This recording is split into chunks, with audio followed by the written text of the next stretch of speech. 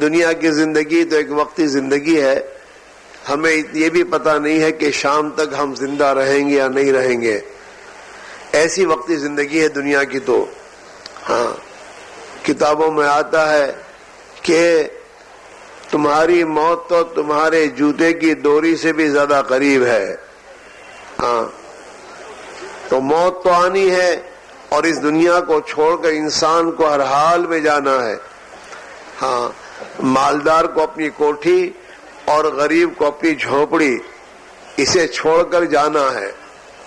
تو اس دنیا کی تو زندگی وقتی ہے، لیکن اس وقتی زندگی کو بھی خوشحال بنانے کے لیے کہ دنیا میں بھی میں خوشحال رہوں، اور حقیقی زندگی جو موت کے بعد کی آنے والی ہے اور جو موت کے آنے کے ساتھ شروع ہو جائے گی، اس حقیقی زندگی اور ابدی زندگی میں بھی اللہ تعالیٰ انسان کو ہمیشہ ہمیشہ کی جہنم کی آگ سے بچا کر ہمیشہ ہمیشہ کے لیے اپنی رضا اور اپنی خوشی کی جگہ جو جنت ہے، اس جنت میں اللہ تعالیٰ داخل فرماوے گا، وہ دین پر۔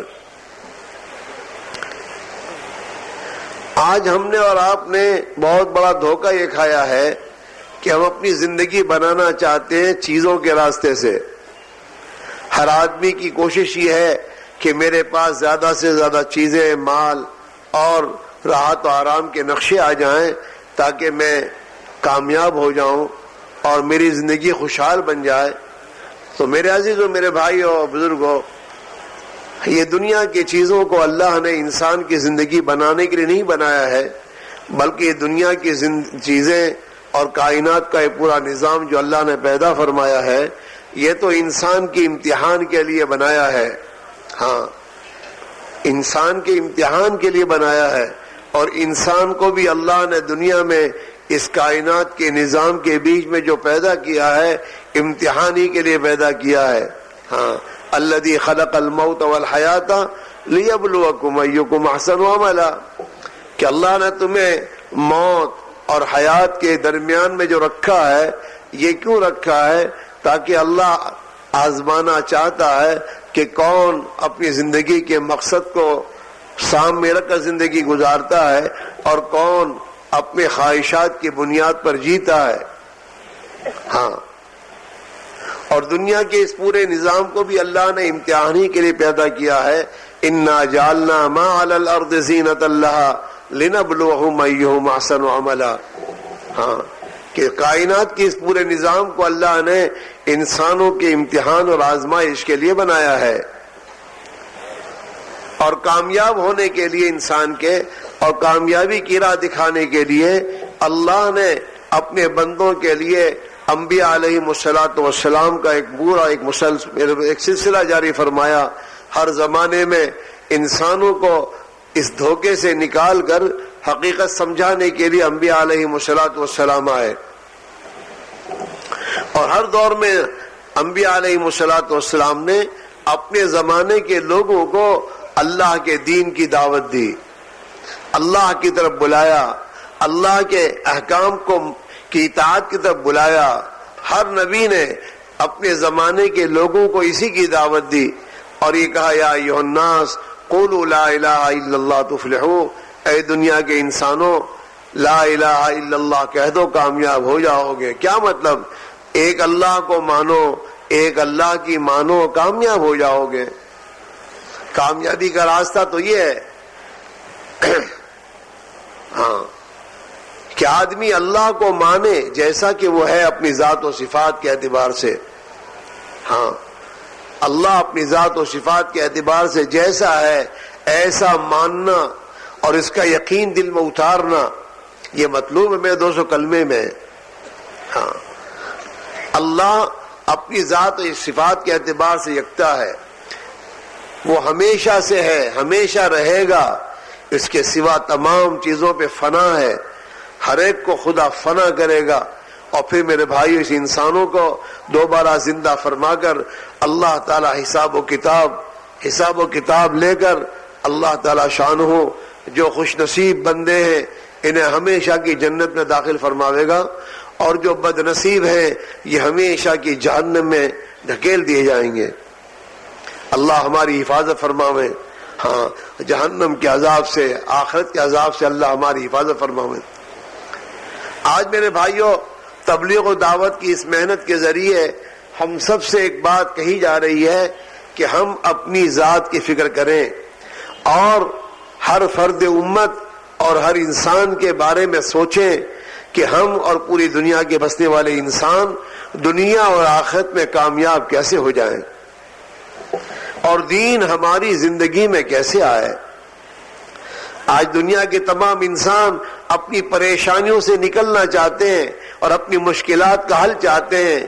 مشکلات کا حل جہاں یہ تلاش کر رہے ہیں وہاں نہیں ہے, بلکہ جہاں جناب رسول اللہ صلی اللہ علیہ وسلم نے بتایا ہے وہاں ہے, اور وہ اللہ کا دین ہے. آج ہم میں سے ہر آدمی فکر کرتا ہے دنیا کی, میری دکان کا کیا, میرے کاروبار کا کیا, ہاں میرے گھر کا کیا, میری زمین کا کیا. ہم نے اپنے آپ کو بھلایا ہے. ہم میں سے کوئی آدمی کبھی نہیں سوچتا میرا کیا. ارے بھائی میری موت آئے گی تو مرنے کے بعد میرا کیا, میری بیوی بچے انہیں بھی موت آنی ہے, ان کا کیا. دنیا کے بسنے والے انسانوں کو موت آئے گی, دنیا تو چھوڑ کے جائیں گے. جس دنیا کے پیچھے آج انسان اور مسلمان اپنی تمام صلاحیتوں کو لگا رہا ہے, یہ تو موت کے آنے کے ساتھ چھوٹ جائے گی. دنیا میں کوئی نہیں رہا, بادشاہ بھی گئے, نواب بھی چلے گئے, ہاں بڑے بڑے جاگیردار بھی چلے گئے, ہاں دنیا کا مالک میرے دوستوں وہ بھی چلا گیا, نمرود بھی گیا, تمام گئے, کوئی نہیں رہا. ہمیں بھی میرے دوستوں ایک دن موت آنی ہے, اور موت کے آنے کے ساتھ یہ دنیا کا پورا جو ہمارے پاس دنیا سب چھوڑ کے جانا ہے. آپ خود دیکھتے ہیں کہ جو بھی مرتا ہے سب کچھ یہیں چھوڑ کے جاتا ہے. جن گھروں میں ہم رہتے ہیں سوچو ان گھروں میں پہلے کون تھے, ہم سے پہلے کوئی اور تھے, کہاں گئے, سب چلے گئے. کہاں چلے گئے کہ قبر کی وحشت تک منزل میں پہنچا دیا گیا انہیں. تو ہمارے مکانات, ہماری جاگیریں, ہماری دکانیں ہمیں اپنی زبان حال سے اس بات کی دعوت دے رہی ہے, ہاں او غافل کس غفلت میں پڑا ہے, اپنی فکر کر.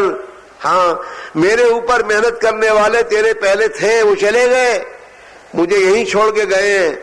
آج میں تیرے پاس ہوں, تجھے بھی چھوڑ کے جانا ہے. اپنی زندگی کی فکر کر, اپنے کو بنا. ہاں ہم میں سے ہر آدمی کو اس بات کی فکر دلائی جا رہی ہے میرے بھائیوں کہ ہم سب محتاج ہیں اپنی زندگی بنانے کے. اپنی ہم فکر کریں کہ میرا کیا, مجھے اللہ نے جس مقصد کے لیے پیدا کیا ہے اس مقصد کے بارے میں مجھ سے سوال کیا جائے گا, میں کیا جواب دوں گا. ہم میں سے بہت سے اجتماع میں آتے ہیں, اجتماعات میں جاتے ہیں, بات بھی سنتے ہیں, بیانات بھی سنتے ہیں, اس کے بعد دل میں فکر بھی پیدا ہوتی ہے کہ نہیں بات تو صحیح ہے, مجھے اپنا فکر کرنا چاہیے. لیکن وہیں پر میرے دوست شیطان نفس ساتھ لگے ہوئے ہیں, وہ ہم میں سے ہر ایک کو کیا سمجھاتے ہیں, ٹھیک ہے پھر کبھی, ابھی نہیں پھر. لو یہاں کچھ بات سنی, دل متاثر ہوا, کچھ فیصلہ کرتے تو ہو جاتا. اب یہاں سے بات سننے کے بعد نفس شیطان نے ایک مشورہ دیا کہ پھر, اب پھر کر میرے دوست کو کہے کہ جو گئے اور باہر گئے, دعا ہوئی, دعا کے بعد جو کچھ سنا تھا وہ اثر چلا گیا. زندگی وہی کی وہی ہے. اس غفلت میں ہماری موت آ گئی تو ہمارا کیا ہوگا, سوچے تھوڑی دیر کے لیے. ہاں اس لیے میرے بھائی ایک بات کہی جا رہی ہے کہ موت کے بعد سب سے پہلا مسئلہ ایمان کا ہے.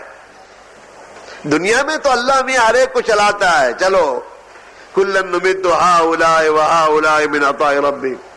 ہاں جس کے پاس ایمان نہیں اس کو بھی کھلا رہے ہیں, پلا رہے ہیں, اس کو بھی میدو چلا رہے ہیں. ہاں تو مسئلہ تو شروع ہوگا موت کے بعد. سب سے پہلا مسئلہ ایمان کا مسئلہ ہے. ہاں جس ایمان کو سیکھنے سے ہم تمام کے تمام غافل ہیں, اور اس ایمان کے بارے میں اللہ کے پیارے نبی صلی اللہ علیہ وسلم نے صحابہ کو ہمیشہ متفکر کیا ہے. کبھی تو آپ نے فرمایا جددوا ایمانکم، تمہارے ایمان کو تازہ کیا کرو. صحابہ سے کہا جا رہا ہے اپنے ایمان کو تازہ کیا کرو.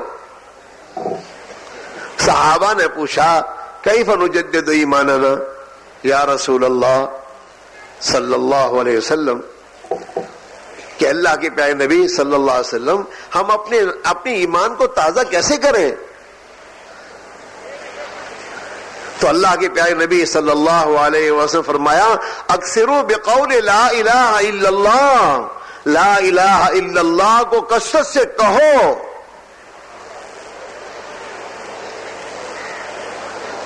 تاکہ تمہارا ایمان تر و تازہ رہے. ہاں آج ہمیں کہا جاتا ہے نا کہ کلمے کی دعوت دو، اور کلمے کی دعوت ہر جگہ دو، ہر وقت دو، اس لیے کہ کلمہ ہر وقت ضروری ہے. ایمان زندگی کے ہر لمحے اور ہر منٹ میں ضروری ہے، فرض ہے. جس وقت روح نکلی اگر اس وقت ایمان ہے تو کامیاب ہے، اور اس روح کے نکلنے وقت میں اگر خدا نہ خواستہ ایمان ہاتھ سے گیا تو آدمی ہمیشہ کی ناکامی میں دھکیل دیا جائے گا. ایمان ہر وقت ضروری، اور ایمان کا فکر بھی ہر وقت ضروری ہے، ہر لمحہ ضروری ہے. آدمی کے پاس میرے بھائیوں 500 1000 2000 روپلی ہوتی ہے، جیب میں ہوتی ہے، تو آدمی ہمیشہ فکر مند ہوتا ہے میرے یہ روپے پیسے گم نہ ہو جائیں، گر نہ جائیں. ہمیں ہر وقت اس کا ہاتھ آتا ہے جیب پر، ہے یا نہیں، ہے یا نہیں. وہ ایمان کی مایا، جو ایمان کی مایا ہر لمحہ ضروری ہے، اس کے بارے میں ہم سوچیں ہمارا کیا فکر ہے. وہ تو صحابہ سے پوچھئے کہ صحابہ اپنے ایمان کے بارے میں ہمیشہ فکر مند رہتے تھے، حالانکہ ان کا ایمان پہاڑوں کے برابر تھا. ہاں پہاڑ کی طرح، لیکن پھر بھی اپنے ایمان کی فکر کرتے تھے. اس کے معنی یہ ہے کہ ہمیں تو ان سے زیادہ اپنے ایمان کے بارے میں فکر کرنے کی ضرورت ہے. لیکن ہم سوچے تھوڑی دیر کے لیے. ہاں حضرت حمزہ رضی اللہ تعالیٰ عنہ اللہ کے پیارے نبی صلی اللہ علیہ وسلم کی خدمت اقدس میں ہیں. پیارے نبی صلی اللہ علیہ وسلم کی آپ کی باتوں کو سنا، آپ کے فرامین کو سنا، دل میں زبردست تاثر پیدا ہوا. جنت اور جہنم اور آخرت کو اپنی آنکھوں کے سامنے دکھنے لگے. میرے بھائیوں پھر یہاں سے مسجد سے پوری ہوئی، اب گھر تشریف لے گئے. گھر کے ماحول میں میرے دوست وہ چیز چلی گئی، فوراً اپنے بارے میں فکر سوار ہوا اور کہہ رہے نافق حنظلہ تو منافق ہو گیا. ہر وقت فکر ہے. لو تو سب سے پہلی فکر کی بات یہ ہے میرے دوستو کہ ہم اپنے ایمان کی، اپنے بیوی بچوں کے ایمان کی، اور ایک ایک فرد امت کے ایمان کی فکر کریں کہ ہمارے پاس وہ ایمان کی حقیقت آ جائے کہ جو ایمان کی طاقت اور قوت یہ ہمیں اللہ کے حکموں پہ کھڑا کرے گی. انسان جب تک اندر ایمان کی طاقت نہیں بنتی اور جب تک ایمان کی حقیقت دل میں نہیں اترتی، آدمی کا قدم اللہ کے احکام کی طرف نہیں بڑھتا. اور یہ ہم نہیں کہتے، اللہ کے پیارے نبی صلی اللہ علیہ وسلم کی حدیث پاک ہے الایمان ما وقر فی القلب وصدقہ العمل. ایمان دل میں اترتا ہے، اور ایمان دل میں جڑ پکڑتا ہے اور جگہ پکڑتا ہے. اور جب ایمان اپنی جگہ اور ٹھکانے پر پہنچ جاتا ہے تو آدمی کے جسم سے نکلنے والے اعمال اس کے ایمان کی تصدیق کرتے ہیں. جب ایمان دل میں اتر جاتا ہے تو آنکھیں بھی ایماندار بن جاتی ہیں. کیا مطلب؟ آنکھیں میرے دوستو غلط جگہ پر استعمال نہیں ہوتی. جب دل میں ایمان اتر جاتا ہے تو کان بھی ایماندار بن جاتے ہیں، دماغ بھی ایماندار بن جاتا ہے، ہاتھ اور پیر بھی ایماندار بن جاتے ہیں. ان سے ایمانی اعمال ظاہر ہوتے ہیں اور اللہ کے احکام کی زندگی انسان گزارتا ہے. اور جب انسان اللہ کے احکام پر اپنی زندگی کو لے آتا ہے تو پھر اللہ اپنی